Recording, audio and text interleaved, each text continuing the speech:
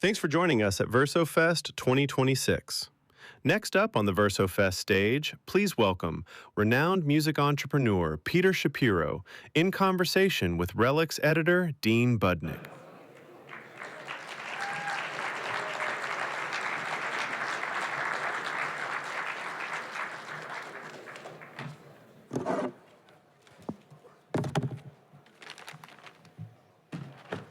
Coming back to that. Oi. Howdy, everybody. I'm Dean. It's Peter. Hey. So, Peter and I talked a fair amount about what we were going to do today without actually talking about what we were going to do today. And by that, what I mean is I selected about 45 to 50 photos that Peter Hey, I'm a show guy, so we got to bring everyone back. We see you in the back talking. We love you, but we're trying to get started. So everyone should come up from the bar, finish this, and come sit down here. So we got Dean Budnick speaking. Thank you. We see you guys in the back. So, just so you're aware, about 50 images that we're going to walk through, and then I'm going to have Peter talk about them. He does not know what I've selected. He's familiar with most, if not all, of the images, but we'll see how it goes. And by we'll see how it goes, I'm here to tell you it's going to be awesome.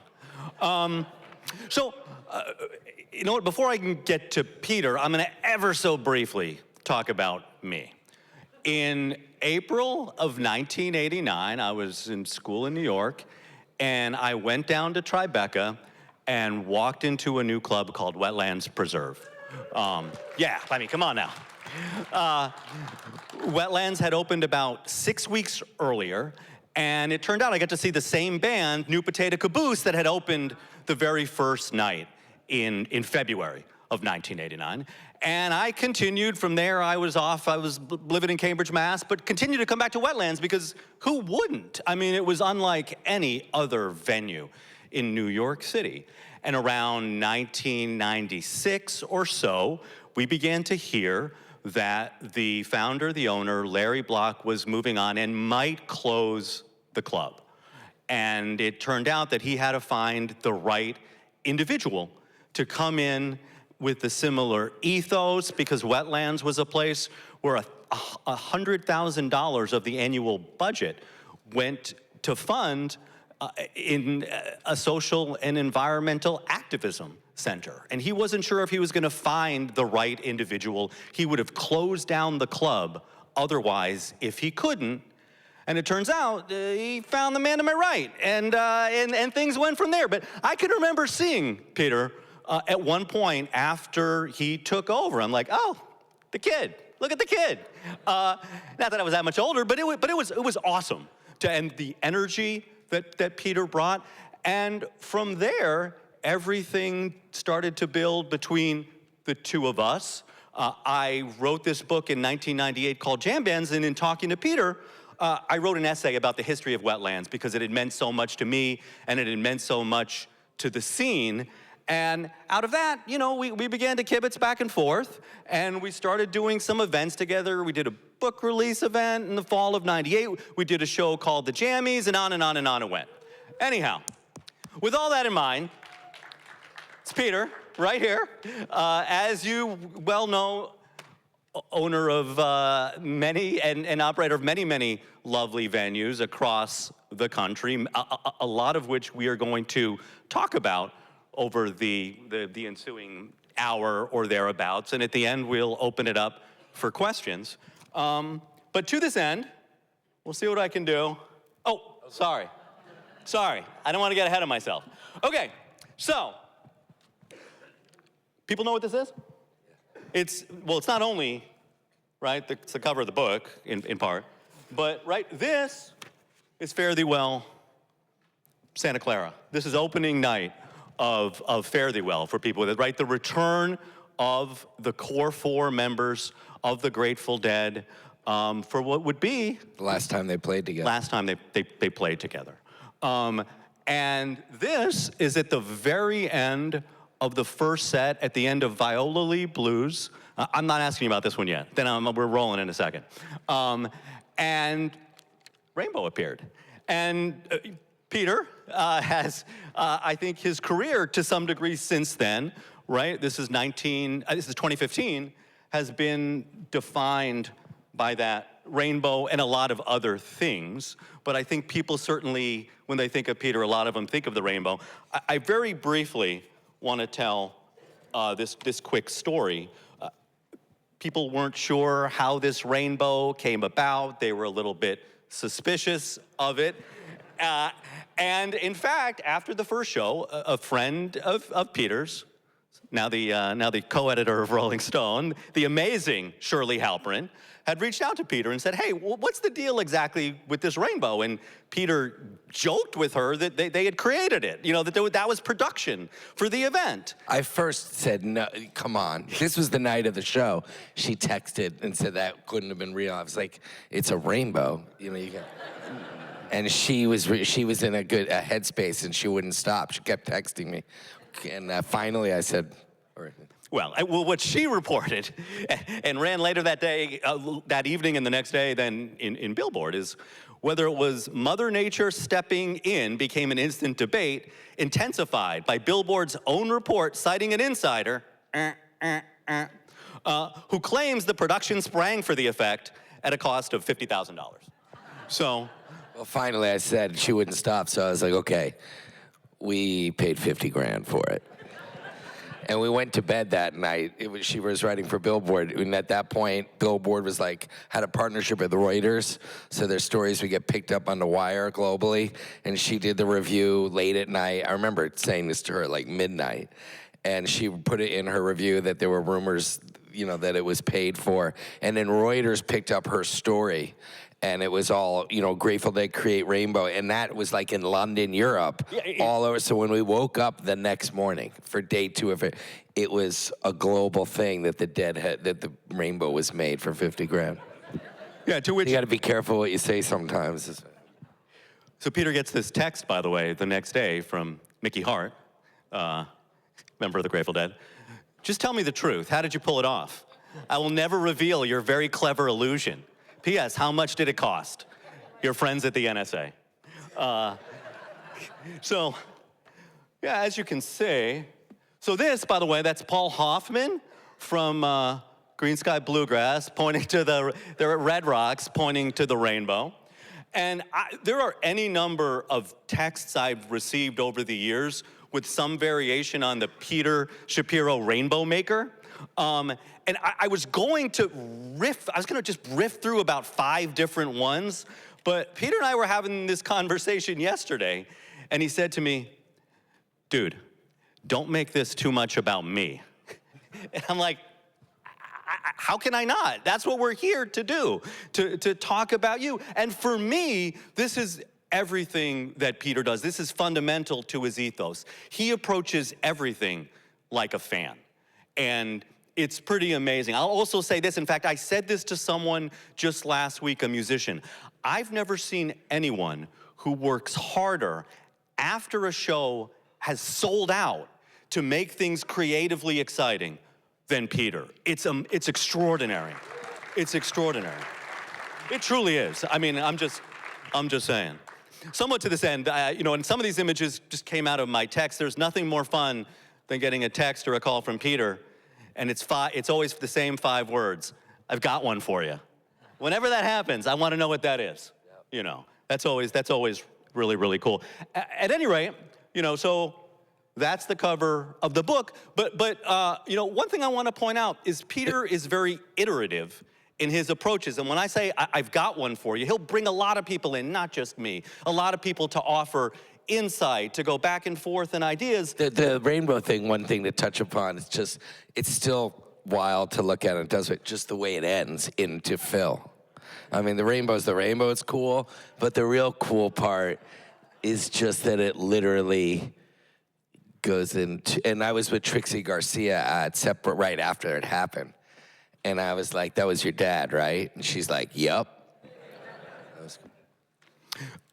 somewhat to this end, There was then that summer later in 2015 we did Lock-In and Robert Plant was playing, and he had a song called Rainbow on his new album. And this in Lock-In, I know there's some people who've been there. It used to like have a rainbow break. We got rainbows, just moisture in the air. That area, the Blue Ridge Mountains, it could happen. And I remember being there, and it was like a little moist. Maybe it had rained. And Plant was gonna come play, and I knew he'd play Rainbow. And I swear it was kind of close that, and this was in 2015 in August, September. It almost happened where a rainbow came out while he was singing Rainbow. And I just knew partly, I was kind of excited, obviously, for it to happen, but I also knew if that happened, it would trail me forever. Really. Still has, dude. Still has. To this end, by the way, so lovely book that we worked on together. This book began. The original title was "All the Memories I Mostly Remember." That's how we sold it at that. But Peter's always aired. Then it became "Rainbows Are Real" for a little while, and then it was "Good Clean American Fun," which was a text that Bobby Weir sent to you. So I don't know. We'll see. But a lot of things that Peter does, they sort of evolve and develop over time. Okay, here we go. So the young Mr. Shapiro. Peter starts out, he's gonna be a film student at Northwestern, but then he has this epiphany, March 11th, 1993. You talking about? I was a film student at Northwestern, and I went to a Dead show at Rosemont Horizon. And if I hadn't gone to that show, I know that's my sliding doors moment. You go, it changed. It led to me kind of being here, because if I hadn't gone, I wouldn't have gone on the road to make a film about it 6 weeks later. But I go to the show, and it's great fun time. I'm living up here, enjoying it. And then Ken Nordine came in to do spoken word unannounced and started swirling the words. And I was in the audience like, whoa. And I don't know how I found my friend. We didn't have phones, I don't think then. I left the show. I was just, whoa. I don't know what happened, but I was in the parking lot alone without my friends. And there were these drum circles. These are the Yeshua bus, the kids. They looked like they were 20 like me, but they weren't going back to Northwestern or home. They were on the road. They go upstairs, and drums. It was snowing. And I stayed up and I was a film student, so I was like, whoa, I'd never seen anything like that. And nothing's like that today, Fish or Deadco or anything. There's nothing like the Grateful Dead tour. And whether you like the 60s, 70s, 80s, 90s, the 90s was the last. And actually, that's how I got Tim Leary. So I went out, and I was like, I can't believe what I saw. So I went to the library the next morning. I was there at doors, the only time I was first in line for the library. And 6 weeks later, I found another student at Northwestern, Phil Brule, who had the best video camera. It was like this big. He was this tall. And he was from Long Island. He had the camera. And I was like, Phil. He was a redheaded leprechaun, Long Island. He didn't know anything about the Grateful Dead. I'm like, you want to go on the road with me? We're going to rent a van, live in a van, and make a documentary. I went to the library and found no documentaries about the Grateful Dead. There was no internet. And I got the school to give me credit. And I said, we'll get school credit. We're going to go on the road. We're going to make, no, it's true, Professor Richard Maxwell. He probably impacted my life, too, if I didn't get to go do this, because this is the film that Larry Block, who owned Wetlands, saw. And he saw the film. So I went on the road. I got Phil Brule. We lived in an all-white Ford Econoline 350, no windows. We learned, we showed up at the first one in Auburn Hills, Michigan. Sorry. But anyways, we go in a van, we pull in, and everyone's like, DEA, DEA, because we were in an all-white van. I was like, Phil, keep driving. So we drove like half a mile and then walked back with our kid. But it was called In Miles to Go. We didn't get any of the Dead members in it. We couldn't. It was just kind of funny what happened with Fifth, but I got Ken Kesey and Tim Leary and the kids, and it's on YouTube. It's called In Miles to Go. In fact, And I learned the magic of the going on tour, and I got Ken Kesey. This is I made this film. I wanted to get Leary and Kesey. Leary talked about how the dead in the 90s was the last thing remaining for exploration.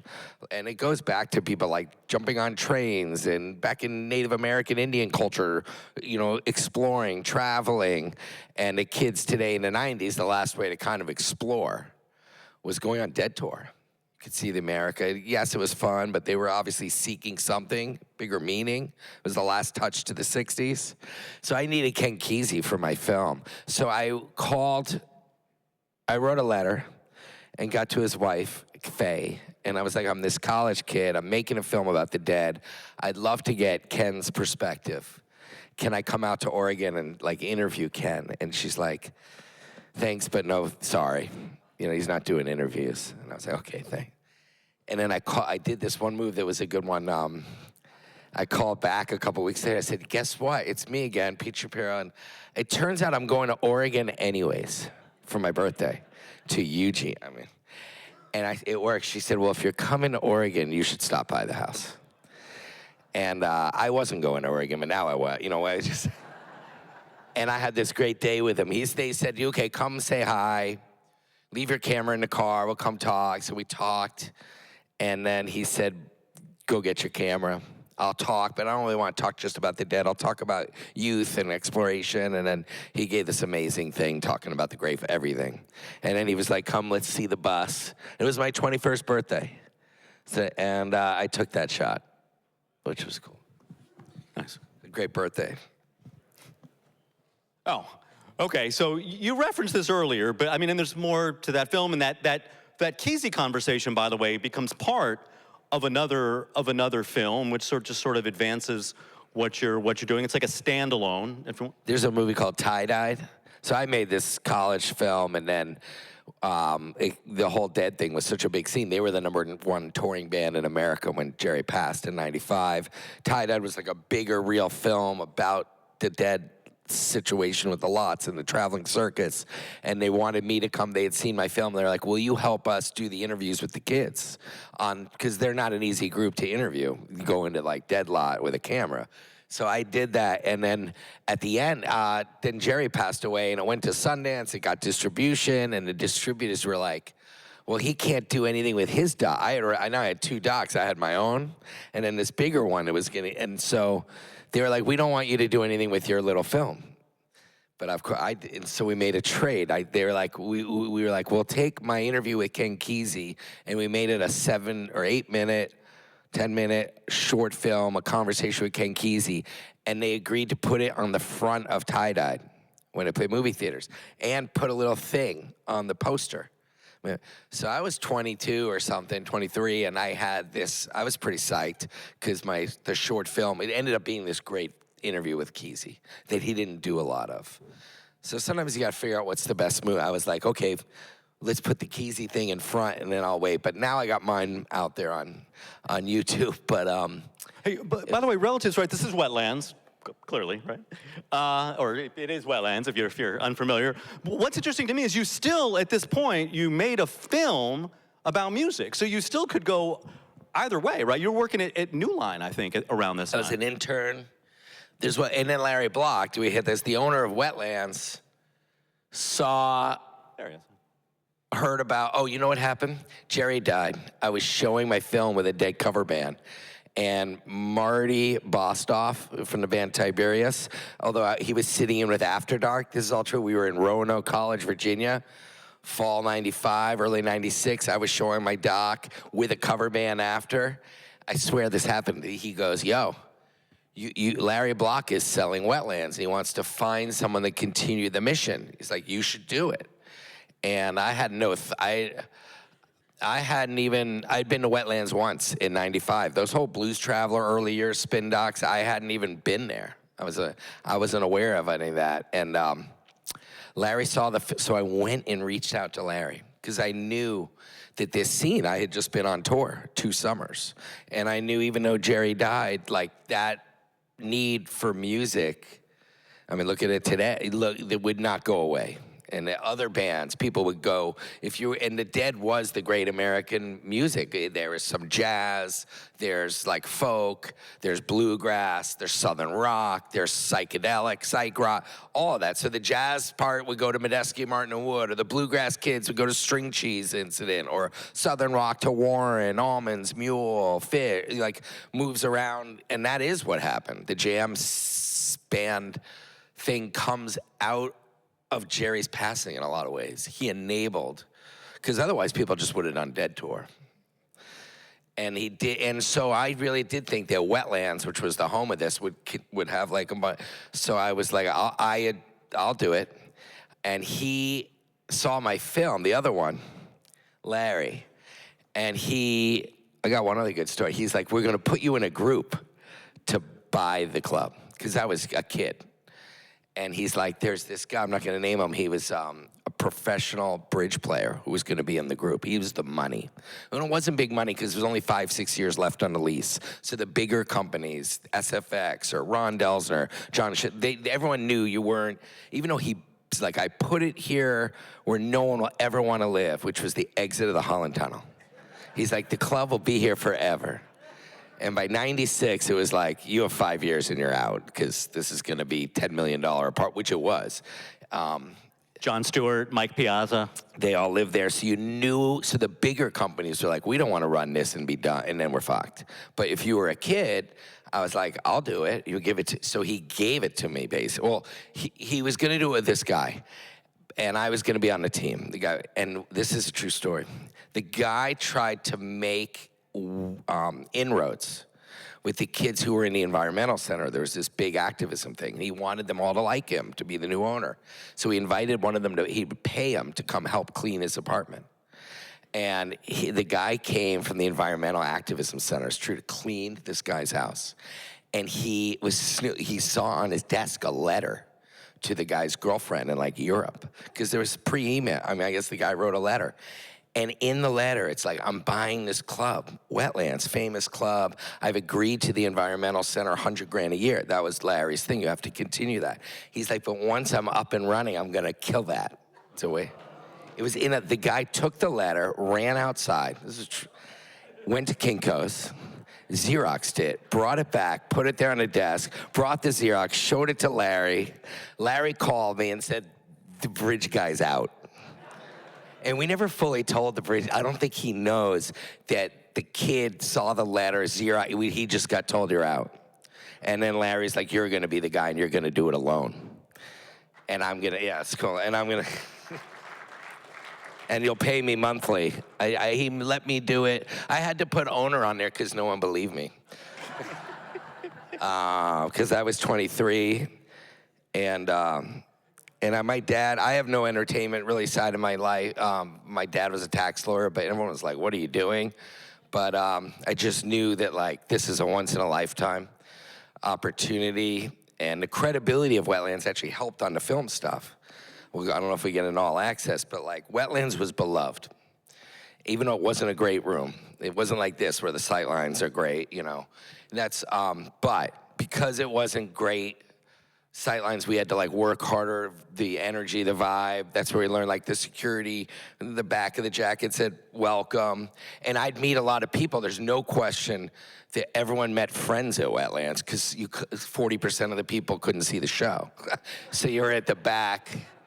Remember I said I know this bit, you know, hanging by the bar or downstairs in a lounge. Some of you probably remember. And that was so fun. The lounge and all that. And I meet people definitely all the time, kids. My parents met there. And there's no question that, like if you go to a Bowery Ballroom in Irving Plaza, or there's venues across America that are like, just shaped like this, great, and you'll see a great show, but you probably don't meet your spouse because you're just watching the show. And you don't go as much to interact with others. Larry Block also required 2 sets from every weekend band. Partly, there's more drinking. But partly it's to meet people or to have people swirl around. And that was part of kind of what I learned. It was good to learn in a challenging venue, because afterwards it got easier when, like, you know, makes the cap a lot easier. Yeah. I mean, listen, Wetlands was a club with an ethos. The stage was really, really low because Larry didn't believe you should have such a high stage where the artists are Check out the email address. That's a classic, by the way, the pchaps at AOL. I just shut it off a couple years ago. By the way, so Peter, during his time, began his own relationships with a lot of people who he still works with today, right? Derek Trucks, Oteil Burbridge, Eric Krasno, all of whom he regularly continues to do shows with. And that's just, honestly, from my perspective, I'm not going to make him talk about it, because Peter just approaches everything with such a righteous attitude and perspective, and people just enjoy hanging out with him and know that he's what he's going That's after. 97, 98, maybe 98, 99, because Derek first came 97, Frog Wings, but there's a different lineup, I think, of Kraz is there. But they're all, it's what's been cool for me is I've been able to go through all this with a lot of people. That's the best part, is the peers, like friends. I just saw, Derek last night and Kraz last week at the Fillmore, and I saw Oteil last week, all of them, so it's cool. Yeah, it's amazing. By the way, this is from you can see this online, the Wetlands Preserved documentary. We went in there, I directed it, and I'm very proud of it, by the way, for the record. We had some amazing animators who really, the film is extraordinary to my mind, because we had all these people who animated still photography at a time when really no one was doing it. It was super cutting edge again. Dean did a great job. It got picked up by Sundance Channel, so it ran like 50 times on Sundance. So. But this is Peter and Larry. The place had become like a Scandinavian furniture store by the time we did it. And we found one place in the basement that still had a little teeny piece of the original mural. And there's Peter and Larry. Okay, so, right, this is from Peter's All Access film, which was an IMAX film, which had, for this sequence, right, it was a lot of different collaborative performances. It was BB, Trey, and the Roots. It's pretty awesome. If you have, it's hard to find. Guess what? I have one. It's hard to find something when he's slightly off, because he's always right. But guess what? We did an awesome. Wetlands helped a lot, because when I went to make a movie, I was still a film guy, and when we reached out to get talent, it was very helpful to be like, on Wetlands. By the way, the first act we got like the legends. B.B. King is like easier to commit to a film, and Carlos Santana. Once you get them, then we got like Dave Matthews and Kid Rock and Moby, But we did the Roots, who I knew from Wetlands. We did a residency with them in like 98, 99. This is the movie was shot in 2000. But we did the Roots. You can see it online. The Roots, B.B. King, and Trey, Rock Me Baby. It was incredible. But it was so good that a couple months later, this is Long Island, Uniondale, not the movie shoot. This is, you know what I mean? That's backstage. B.B. came to sit in with Fish. After, if somebody look online, that's really when it works, when you set something up for like a film, and then they become buddies. And so B.B. came and sat in with Fish for nothing, just to do it. And that speaks for itself. It was pretty awesome, yeah. So, not that guy. So there's a period of time, we probably don't have time. I watched the Wetlands film because there's an amazing moment, right? 9/11 happens right before Wetlands is going to close, like the Tuesday before Wetlands is going to close that weekend, with Bob Weir and Rat Dog coming together and close. And eventually there was one final show at the end of the month of September in 2001. And then for a time, Peter's doing a bunch of different things. And one of the things that he works on before he starts Brooklyn Bowl is this U2 3D film. And there are any number of stories. By the way, you can read about Bono eating salad with his hands if you read the book. But what I think is interesting is when you're sort of pulling it together in the beginning, and you have to meet Paul McGuinness to pitch what it's going to be. Can you talk a little bit about that's that? Good. So we made All Access, which was shot on IMAX film cameras. They only can shoot 3 minutes at a time, because they're so big, so it's complicated. And we did 15 different acts. Sting, Santana, Sheryl Crow. But we learned that it might be smart to just pick one act. Sometimes 1 + 1 + 1 + 1 + 1 is 3, not 9. And then we were like, let's shoot it in 3D with digital cameras. So let's pick the biggest bit, you know. So we're like, fuck, we should do U2. And then it just becomes, how do you get to U2? How do you pitch U2? And I knew Chris Blackwell through Wetland. You know, you just start to figure out how you can find someone. And then I got to Paul McGinnis, their manager, and then I just got lucky. You got to keep your eye. And I was involved in a place called the Slipper Room on the Lower East Side. And I got a call one day that Leonard Cohen was coming to film a scene for his documentary with U2, you know. And I was like, I gotta be able to come in, because this is my chance. And this is a good lesson I did learn. I was there, I met Paul McGinnis, and I met Bono there, and said, I've got this 3D technology for IMAX, you know, we want to do a test. We were just trying to get them to allow us to do a test. But it's hard to get to Paul McGinnis. We couldn't even get him on the phone, you know. And I decided to leave. I was hanging out, and they were filming. And I just knew that I should leave early so that I could say goodbye to Paul McGinnis. Because if I had waited and hung out too long and Paul McGinnis leaves, he wasn't finding me to say goodbye. He just would have walked out. And so I wanted to not miss the opportunity to be like, hey, it was great to meet you. I'm leaving. By the way, we really want to try to make this test happen. So I left early, even though I wanted to stay to see the filming of the performance, just to ensure I could say goodbye.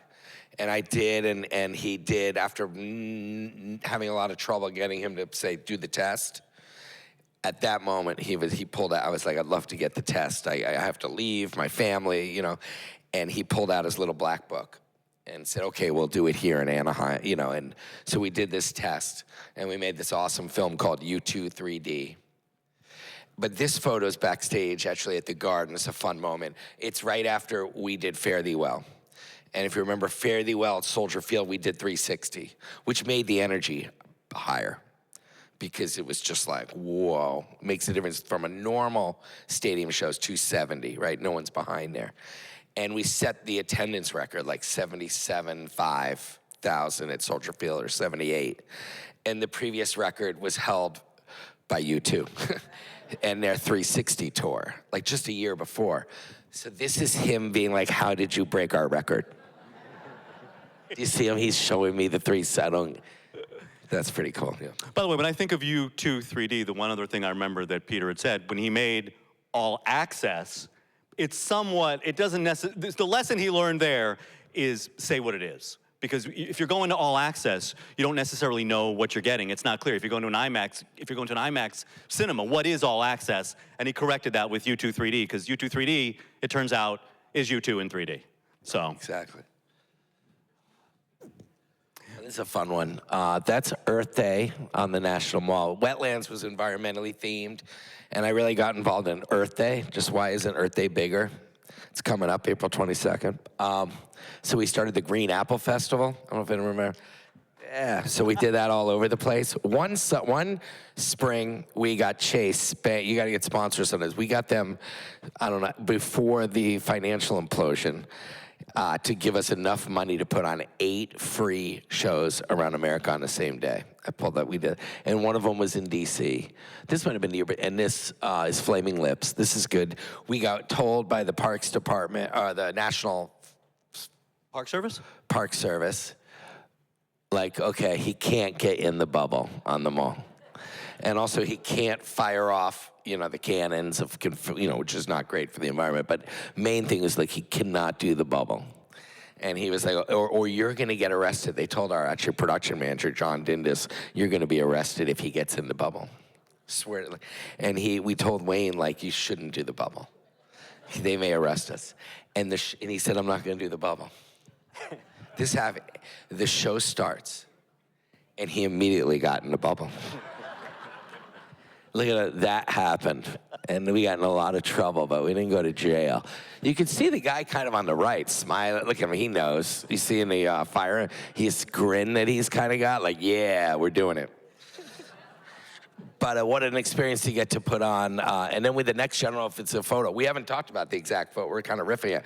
But do you show the Roots? We got the Roots, who became like a common collaborator. Once you build trust, and we can come up like, I'm still doing Questlove. You know, we just this week he's gonna, early news, we haven't announced it, but do a tribute to Prince. You know, at Brooklyn Bowl Train, which was cool. Which is, again, integrating a lot of my film stuff I try to use with visual in the show. So the Capitol Theater was always to be visual walls from the day one, or the Brooklyn Bowl, somewhat not just bowling, it's what the bowling layout enables for visual candy, like eye candy. If you had all that 16 lanes empty and it wasn't bowling and it was just like where you guys, it's a similar size to like this floor. And this was the concert area and those are the screens and there was nothing in between. It wouldn't work, it would look odd. But with the lanes and also the visual, it's like, it's the physics of being 140 feet from the screen and it being super wide or at the cap makes it awesome. And, so Bowl Train, we're doing one. I don't know if it's he was like, I have access, because he's Questlove, to all the Soul Train videos. So when I created Brooklyn Bowl, it was like, yo, you should show the Soul Train videos and then DJ. And we did that every Thursday, a party called Bowl Train for 7 years. 300, and that made Brooklyn Bowl what it was and led to the others, because every Thursday then, he would spin late at 11:30 Bowl Train. And he became huge. They were on, Questlove, The Roots. He wasn't when we started as much. And so as the bigger he got, we could go to a band and be like, do you want to play in front of Questlove? He's going to play after you, and it'll be sold out. So we went to Galactic, or, the Soul Live guys, name it. And everyone was like, yes, we want to play in front of Questlove. And then sometimes if he liked you, the band, he'd be in the DJ booth getting ready and he'd post, yo, I'm watching this band. It's all. So every Thursday we had amazing bands into Questlove. And it was seamless. He would be in the DJ booth, the band here, band would finish and would just go right into Questlove. It was incredible. And that was pre-pandemic, people stayed out later. So every Thursday was a weekend, bigger. So that magic and economics is what led to us getting the opportunity to build another one, 100%. If we hadn't had those Thursdays, there's probably just one Brooklyn Bowl. Soul Live, by the way. Oh yeah, this was good. We opened Brooklyn Bowl, and we were just like, yo, the Soul Live thing would be so good here. And I was like, we should do a 10-night run. Create a bowl. We also need to fill nights. We're not promoters where you can be more cautious. Oh, I don't want to lose. When you own a venue, you have to use it. Or you're when it's dark, you're losing. So it's a different frame of mind. You don't want to lose. But so I went, let's go big, 10 nights. They had only done 2 nights at Music Hall Williamsburg before that. We just went for it and different guests, and they thought it was the first year. And we started Bowl Train. We probably did 100 of them, and we would get guests like Connecticut's own John Schofield, I don't know, and Derek and Sue and Citizen Cope and Gary Clark sat in and Marcus King sat in early. But this is the first year I thought, oh, you know what? I might be wearing the same shirt. Close. Consistency, that's pretty good. I was psyched. That's an early year, so we did a shot of tequila and we gave it to everyone in the place. We don't do that as much with liability stuff, I've learned, but we did it. Speaking of liability stuff. Tequila shot for everyone in the whole place. Okay, so that. Yeah, this is the only time liability I got told I can't do this again. That's the yeahs. Just to be clear what it is. It's also me jumping stage dive. It's Peter stage diving. It was just a moment. She's dressed up as Santa Claus and thrashing the stage, and I just went for it. And I land, and then I was like, I can't do that again. But I did do it, and Tim Warner got the shot, who works at the Bowl.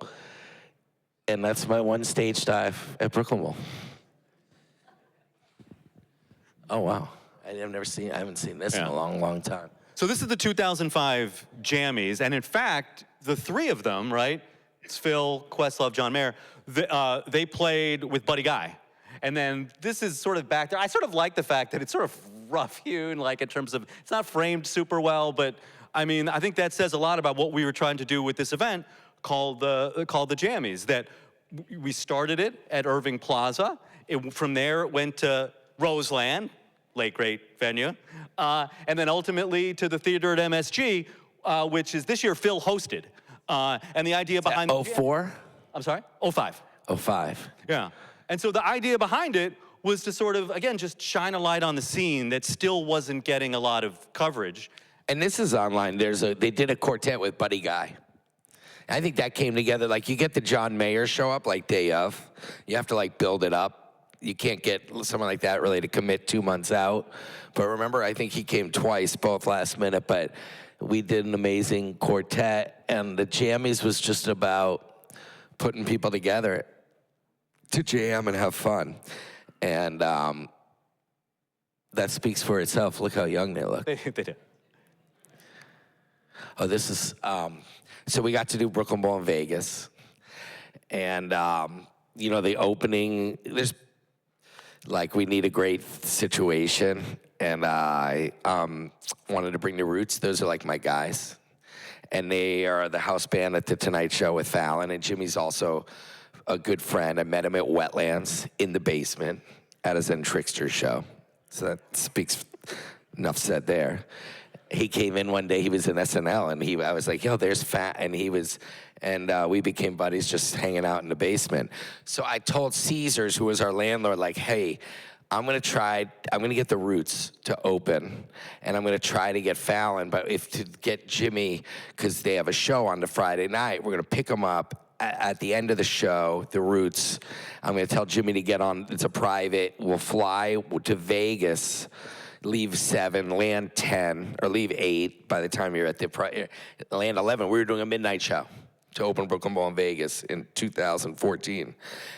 I need a plane, and that way we'll tell Jimmy to fly, and he can fly back like 5 hours later. You'll be back with the family Saturday at noon or whatever. And they were like, okay, you're gonna get Jimmy? And I was like, I can't guarantee Jimmy, but I just have to ask him on the spot. It's gotta be spontaneous, but I need to have the plane. And I will get the Roots. And we needed support, we got the plane. And I went there to the Tonight Show, and Jimmy's like, I'm not getting on the plane, you know. And I was like, you gotta do a social post then. It was early social, but you gotta say something. But I got the Roots. It was a good move. I got the Roots on a plane. We went from the show in the van. I'm in the van. They're my buddies. We flew, and you can imagine what that flight was like. That's Black Thought when we landed in Vegas. And then we got police escort to the venue. Should I tell the whole story? What happens? I see, that's what I'm saying. It's all setting up for what you're going to say next. So they finally get to the venue. Someone Peter knows pulls them aside. Like one of the big club owners, the guy who owns Tao, you've heard of that, in Marquee, I know forever, and he comes up, it's packed, it's great, it's the Roots, it's opening night, and he, you know, this place is big. We got the once-in-a-lifetime opportunity to build 80,000 square foot, 2,500 capacity. The main venue's not that different than this, with lanes on 2 levels over here. And not in a casino.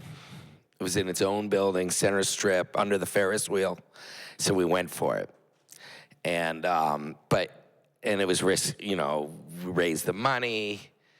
The landlord gave us a ton of money, so it seemed like, holy shit, we're getting all this free money, even though it was in the rent, we later found out.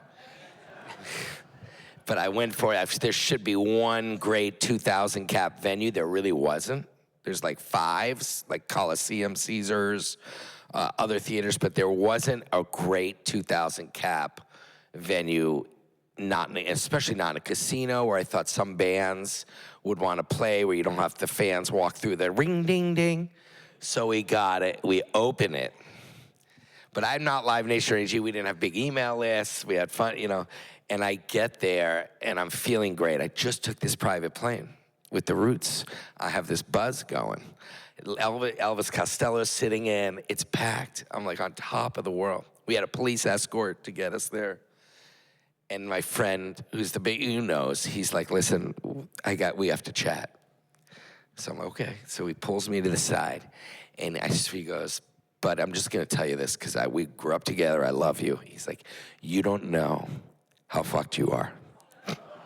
That's what he said. I'm like, well, what do you mean? He's like, welcome, if you lived in Vegas, if you knew Las Vegas, you wouldn't have built this. You don't build a standalone venue, you do it in the casino.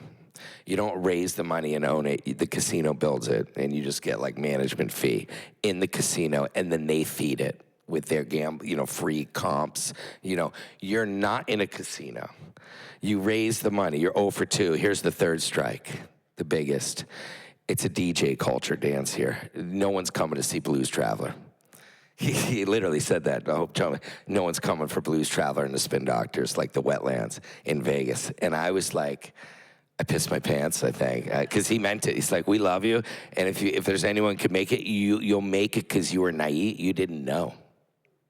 And I'm here. He was with all the other top guys from Wynn, Mark, MGM, Nightlight. They were all coming to see the place, and they're like, we're all here. We love you. None of us would have done this. And it's still up and running 13 years later. That's the punchline. That's the punchline. Almost we did almost go bankrupt, but we made it just in time. Right? So, fare thee well. Call that acid warfare, my friend John Moore. He always says acid. But juxtapose it with here's a good, so fare thee well. It just shows in the end, and there was so much Hazarai before fare thee well. I have learned what people will remember is just the event, not all the front stuff. Now, the front stuff I love for an event because you talk about going to a show, you're thinking about going to a show. I know there's people here who travel for shows. It's fun. And fare thee well, I think one of the best part, when I meet people, every time they say about fare the exact same thing. No one ever's like, that was the best concert, best never, zero. But they always say that was like the best weekend of my life. Or one of the, and because I was with my friends. They always say the same thing. But fare thee well started, so the rainbow happened. There was some controversy around it. That's why the rainbow was obviously Jerry saying it's you're doing the right thing, which right. But when at like 4 in the afternoon, 5 in the afternoon was the weather was what stands out a lot for me in those 5 shows. But we hired a plane to come out like 5 o'clock at Santa Clara before the first show to put a peace sign in the air. And I remember standing there with Mike Luba, my partner on these shows, and Don Sullivan. We were all excited. We were nervous as shit. And the guy starts drawing the peace sign. This happened, and he fucking missed it. I took that. That happened. That was we didn't put. No one really even know. I mean, but that was the first part of fare thee well was the peace sign. It looked like that, and we were like, oh no, we are in deep doo-doo. But everything else after that went right. I know we're up against it, and we're going to open it up for questions in a second, but it's a nice moment, right? Yeah, that makes it worth it. Yeah. I love I got some tickets in my back pocket. So if you see the N Miles to Go film, Peter miracles a couple people outside, right? Gives them tickets to the show. People who just wanted in, didn't have a ticket to a couple Grateful Dead shows. And I know for a fact you did the same thing at Fare Thee Well. So those could be tickets that then you were just going to go outside and hand out. Yeah, which is a great experience if anyone has ever done it. Now it's harder with mobile. I don't even know how you do it, but we do it with guests. I can do it on the guest list. I don't know about you guys, but if it's a great feeling to miracle someone if you ever can. That's obviously a great moment. This was after the last night. Yeah, Bill Murray just showed up and he was sweeping. I was there. He was sweeping. He did a nice turn.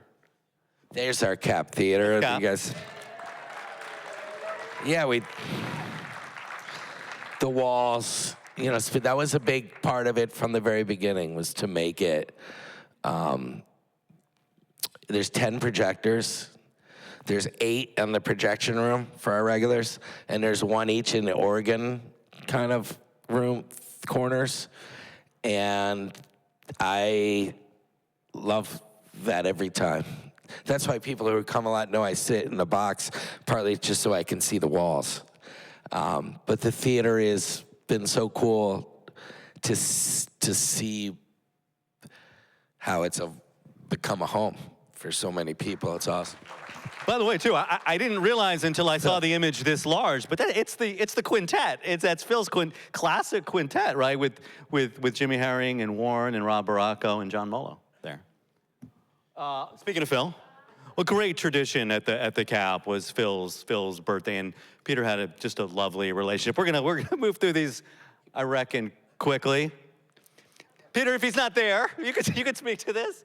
Well, I love sending shots of tequila to people. It's a great way when you're not there. I did it last night and the night before, and then when I can't make it, it's a fun thing. People love, and if you don't drink tequila, you can have a soda water. But there's nothing like a tequila shot. And I've built up actually, one of the things at Wetlands that was good, I was a great owner. I was 23, 24, 25, didn't have kids. Now I've done all this with kids, and my awesome wife, Rebecca's here somewhere, who's helped me in through all this, but thank you. She knows I can do tequila shot. I've just built up an ability. I like to it's important to, I think, and I've never fucked it up. I have that ability. Go back. You want to go back? Okay. Yeah. Okay, go ahead. Joe Russo, by the way, he's at Brooklyn Bowl right now with his family. And I told him, if something goes wrong, don't text me, call, and then I'll hear it, because you got to always make sure everything's good. But he's there. But there's Joe Russo's almost dead. And it's fun to give people, celebratory things. And so we gave him a sword. Because you're knighting him. He's Sir Joe Russo. He's known as Sir. Look how young he is. And there's Sue Tedeschi, who's become a great friend. And we gave them an award, I think, for just being awesome or playing something. Okay, so Peter said that he can have a tequila shot, and the thing I'm always amazed, if you know Peter, no matter what hour of day it is, he's up. He's texting you, he's calling you, but apparently, as he can fall asleep anywhere, on a plane, anything, anytime. I can sleep anytime. Yeah. And it's part of, people ask sometimes how I've been able to do a lot. A big part of it is on planes, I don't even try to do anything but sleep. And you always have to sleep's a part of it, so I've always been able to sleep on planes. I've done a lot of red eyes. That's Brooklyn Bowl in Vegas. I mean, that was the dream. And, oh yeah, the screens are a big part of the whole thing at Brooklyn Bowl, and this was during COVID. We started to figure out, actually a Connecticut guy, John Healy, he's not here now, but we did a lot with video and streaming. When you own a venue, it's such a cool thing. You get to create, do things, do Rock for Pink, do this idea, Bowl Train, Bowl Live, Fill-In Friend, let's do this, let's do that, let's do Unbroken Chain, because you have the venue.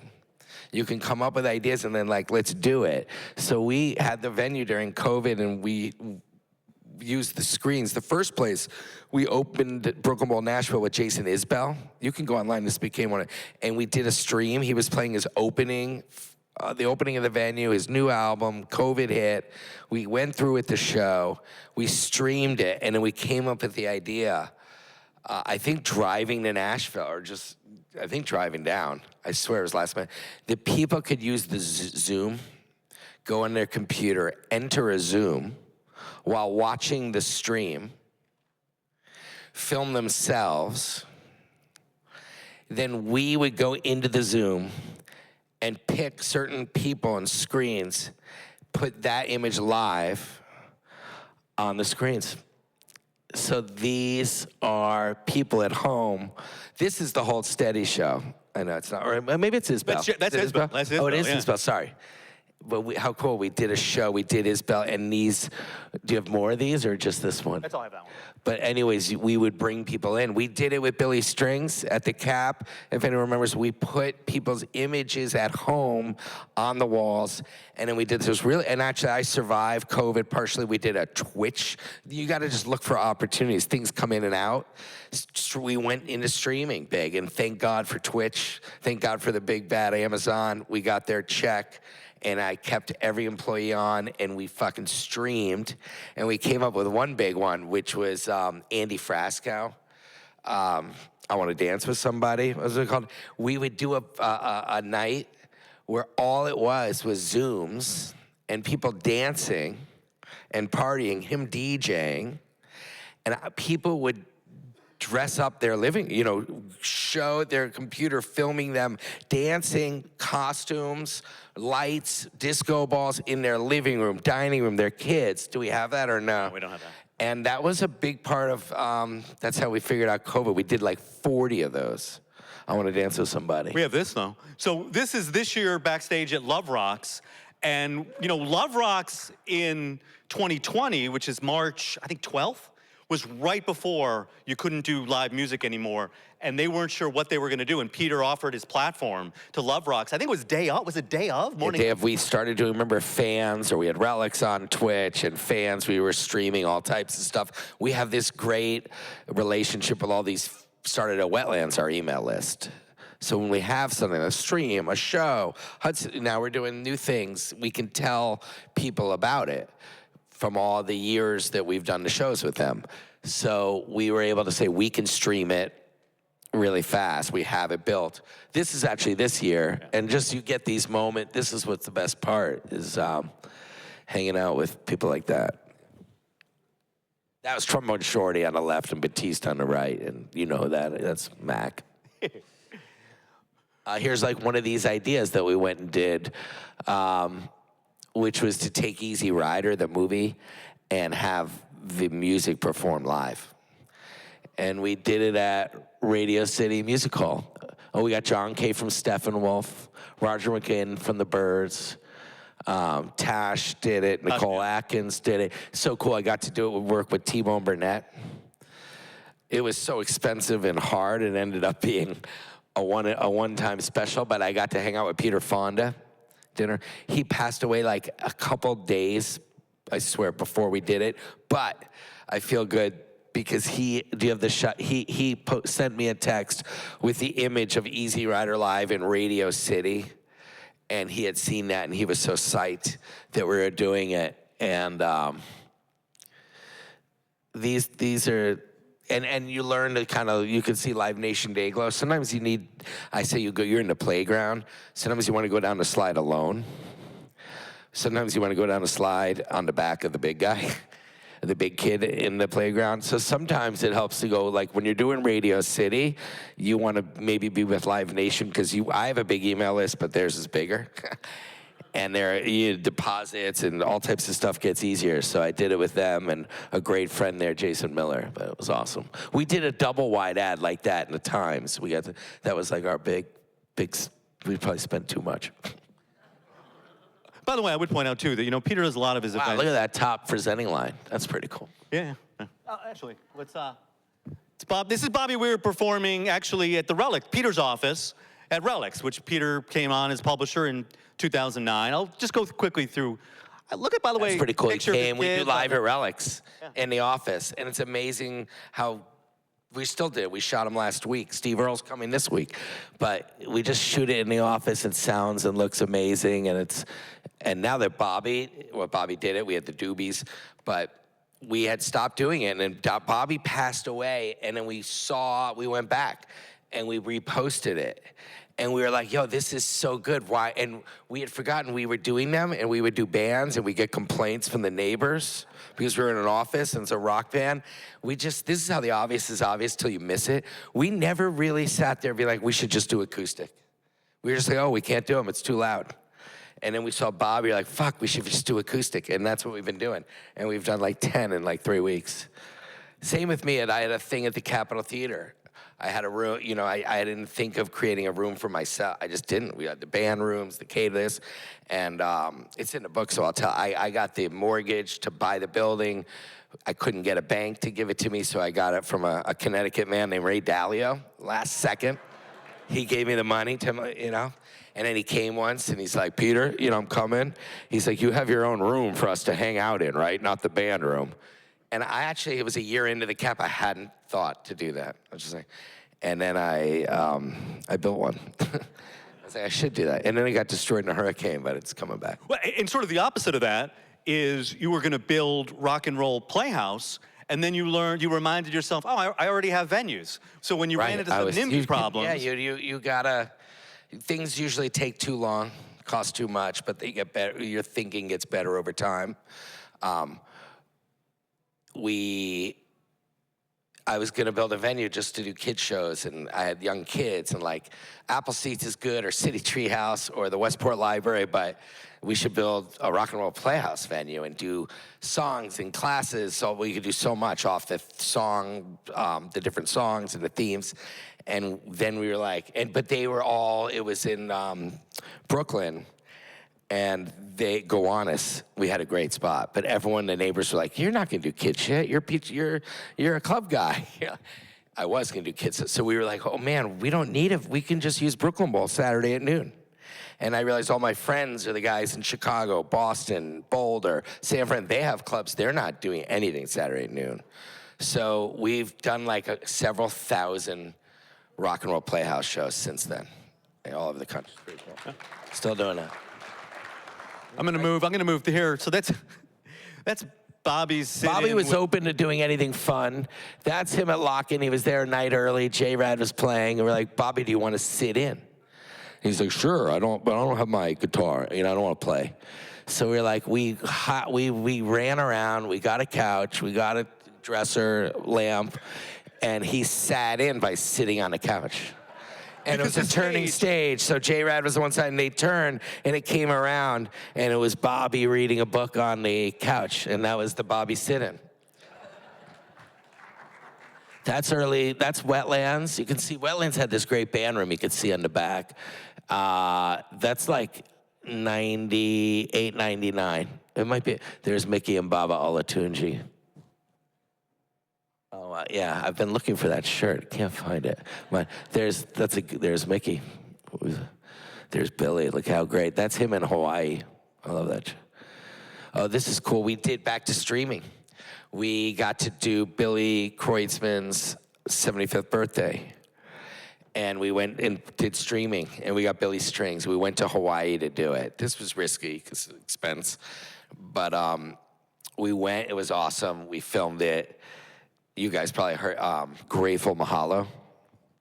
And by the way, it helped us through COVID. And all the merch, I don't know if anyone here got a poster or a Frisbee or a Grateful Mahalo hat. That really helped us through it all. And then Billy came and Carlos came over. And that's them listening to Coltrane, to jazz. Carlos was playing. Oh, see, to me, right, this is the Women's March. The best part of this is Peter on the phone.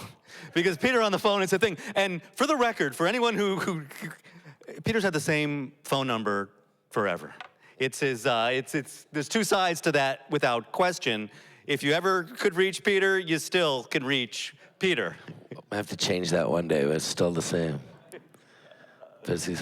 Oh, so this one, I'm gonna set this up. So this, people might remember the Soul Shine show, right? The benefit concert for hurricane relief. To me, this is just, it's gonna show some of the iterative stuff, right? This is how it ended. Before that, it was called the Asheville Jam, and before that, it was called Going to Carolina. Oh, that's cool. But they're all cool, but I'm a big fan, Yeah, it's iterative. We have a great team now that's gotten most of them with us the whole time, or most of the time. And there's a woman named Corinne who's just, look at these. These are all awesome, I think.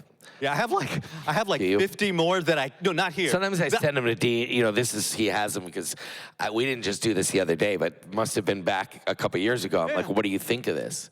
It's good to share, stuff. Texting makes things. I don't know what you did in like 81, sending I don't know how you would do it. The beauty of it is, too, I was going through this trying to identify something that I could serve this purpose. And I have about probably 50 things that still could happen, even though he had sent me the art 2 or 3 or 4 years ago. There are a couple of them. Everything takes a long time.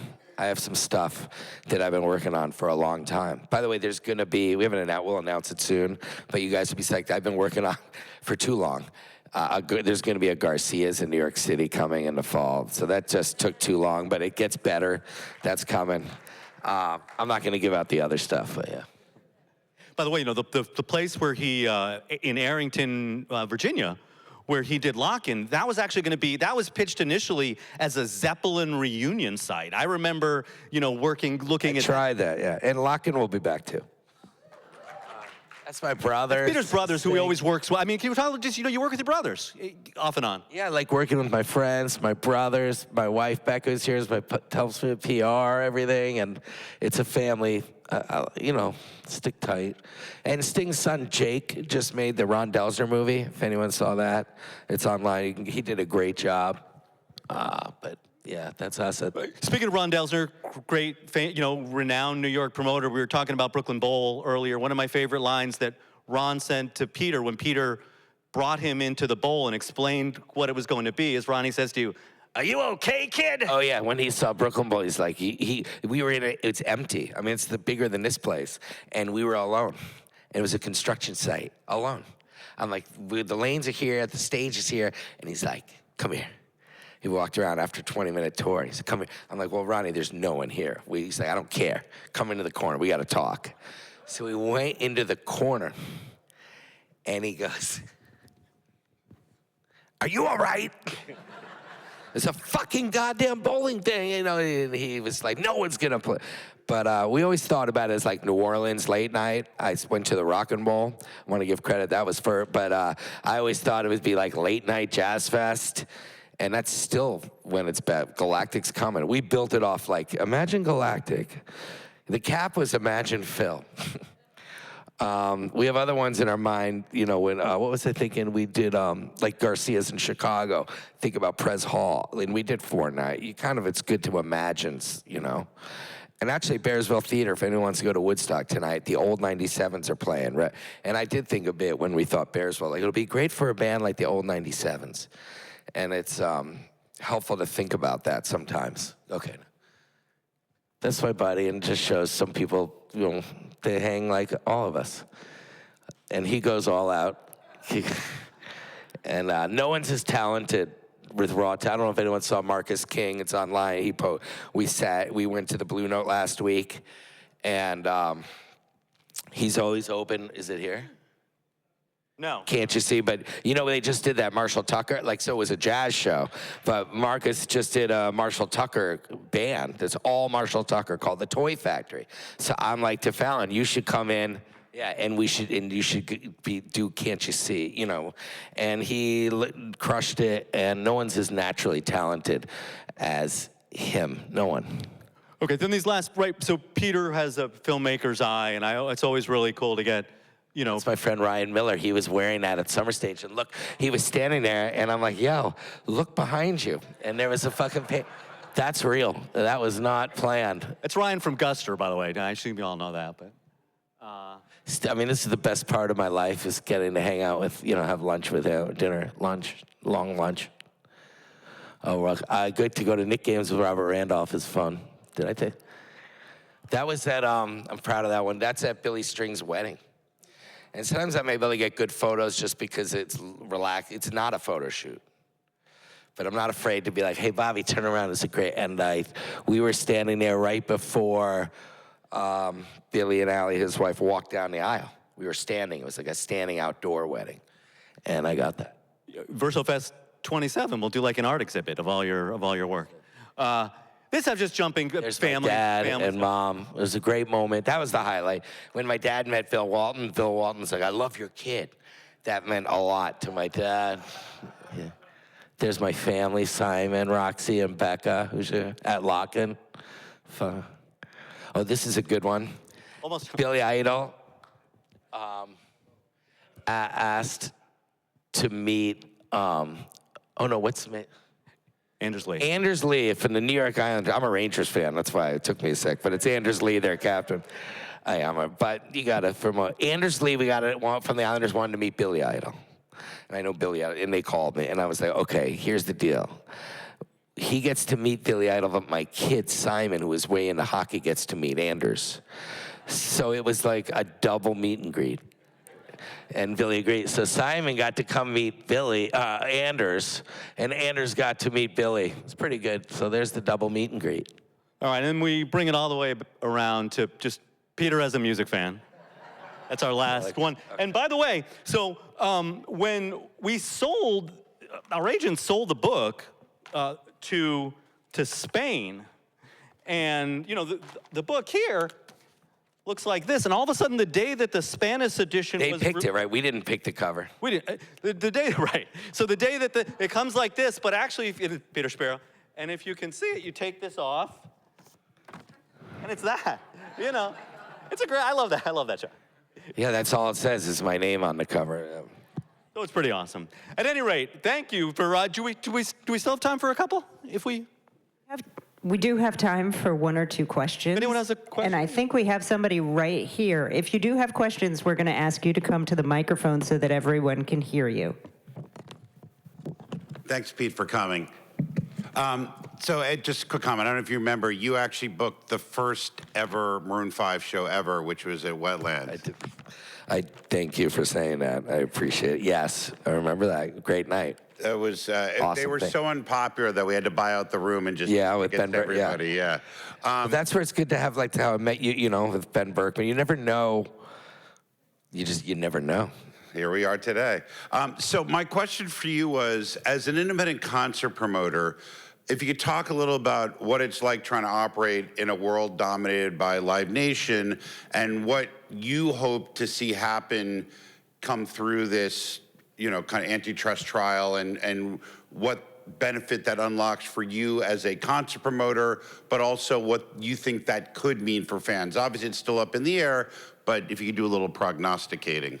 I think it'll open up opportunities for independent promoters. They're going to have to divest some venues. You know, here's one reality. If you're an independent promoter, you probably want to use Ticketmaster if you want to sell more tickets. Just like if you're a driver, you want to use GPS, the best one. Because Ticketmaster has, it's just technology. It has the most names, the most SEO. So when someone's searching for a show on Google, and we use some venues, Bearsville's on eTix. You know, we use other things. But the reality is, if I was putting on a show that was mine and wanted to try to sell the most tickets, you'd use Ticketmaster because they're the biggest. And people are going to find the tickets easier. That's just the truth.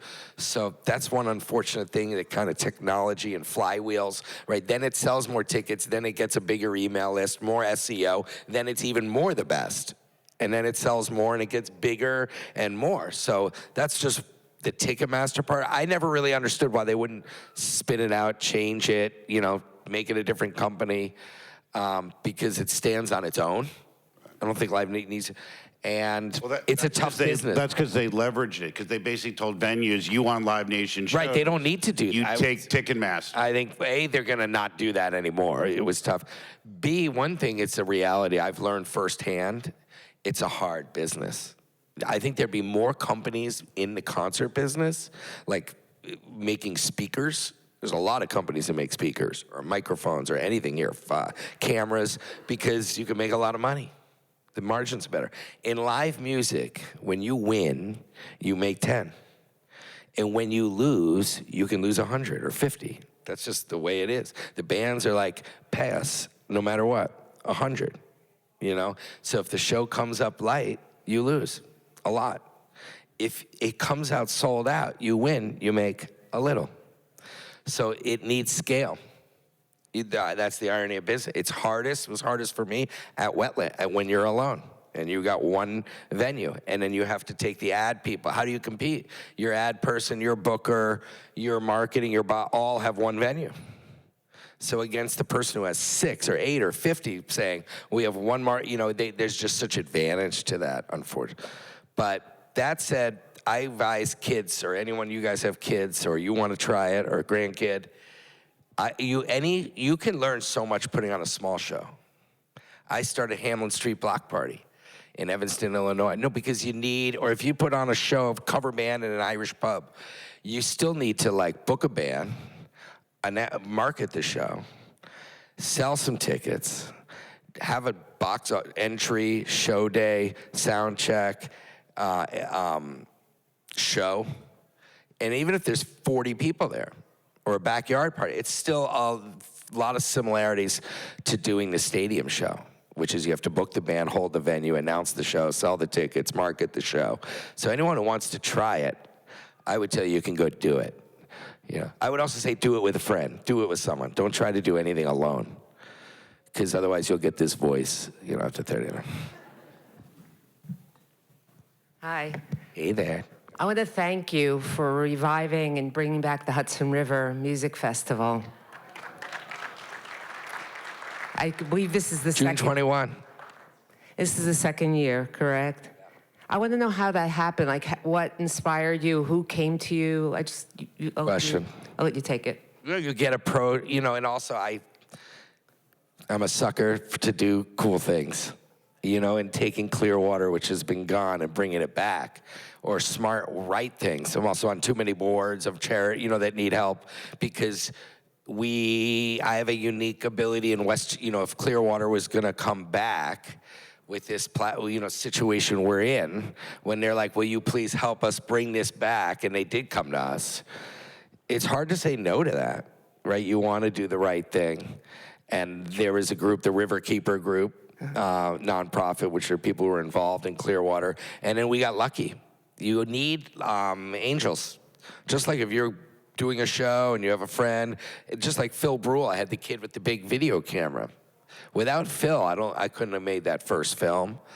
Larry wouldn't have seen it. He saw that doc. I don't know if I made it clear. The way I got Wetlands is he saw that first thing.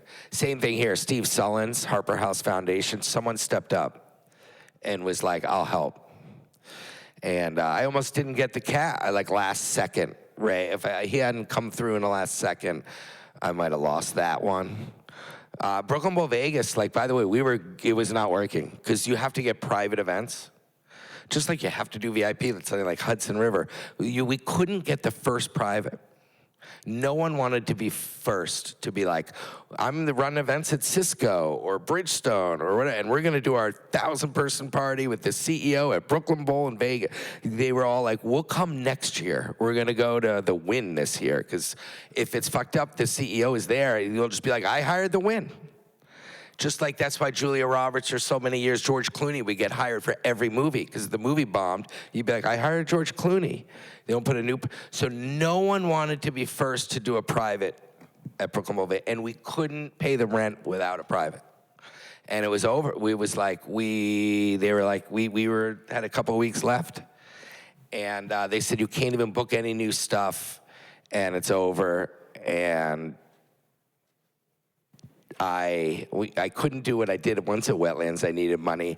I put my credit, if you're ever running a small bar and you need money, if you put your credit card down and you run it for $5,000, $10,000, the business will get the money the next day, but you don't have to pay the bill for 30 days. That's a trick. But they wouldn't let me do that in Vegas. But we had our first event, and we weren't allowed to book anymore. We were frozen. But we had to do this event. And it was a company called NetApp. I got to find the CEO one day. This is true. And it was a wine and beer buyout. And a couple days before, the owner of NetApp was like, they had some big thing happen. They're like, we want full open bar. So I said to our GM, I'm like, there's the money we need to make payroll. We were going to go bankrupt the next week on payroll day. That's how we had a bankruptcy. They made me sign the papers because they were scared I was going to run to Westport and hide in the library and not be able to find me. They did. They made me sign the paperwork. And this happened. My GM's like, I can get half the money in advance I'm going to get from this guy. But I can't call this guy and be like, your party's in a week. It's you have to send all the money in advance. No one's going to just you were having a party and the restaurant's like, send us all the money. And I was like, you have to send all the money because that's the only way. We can't put our own money in. It's all frozen. And he called, we asked for all the money and the guy sent all of it. And that's how I made payroll and we survived. That's the truth. Yeah. So you just got to hope. Yeah. Don't give up. But it is hard. And Pat. Hi, Pete. What do you remember from your conversation with Timothy Leary? Nothing. No. Thanks. It was awesome. He was there. He was probably a year or two before his passing. And what's cool is how we got there. We were actually in LA because I was going up to Oregon to see Keezy. And we stopped him in LA. It was the Video Music Awards in 1993. And I wanted to get an interview with Chris Barron from the Spin Doctors, sneak around. I knew he'd be there about the Dead. And we were in line at the buying video with Phil Brule again. This is true, at a video store in LA, buying high 8mm tape. It's true. And there was someone in line. I had reached out to Timothy Leary through his book agent. I got nowhere. And someone in line at the video store was talking about Timothy Leary having a party. I swear. And we heard him. And we were like, yo, we're making this documentary on the Grateful Dead, and we've been trying to get Leary. Like, can we come? And he's like, no, you can't come to the party. But I'm going to ask him, or his girlfriend's a friend of mine. She was 25, by the way. He was like 75. 20, this is true. And he came back just like, yo, come over tomorrow or the next day. And that's how I got the Leary interview. We were standing, you never know what happens there are no more video stores. I don't know. But he was with it. And he was with it until he would pause and look beyond you and gaze for like 30 seconds and say nothing. That happened in the film. If you watch And Miles to Go on YouTube, Pete Shapiro put that in, you'll see actually in the clip we have of Tim Leary, he talks and about the Chautauqua Indians wanting to travel and see America, and the rail riders, the hobos, and that was a similarity to, and then he pauses. And he just goes quiet and looks off. You'll see what I mean. But it was awesome. It was a great experience. Peter and Dean, thank you so much. For those of you here, we have copies of Peter's books, which you know you want to purchase right over here, and Peter's going to be signing them. Because we're going to get ready for the final VersoFest piece, which is an amazing film. If you haven't figured out what it is yet, I'm just going to let you find out. Let's give Peter and Dean another round of applause.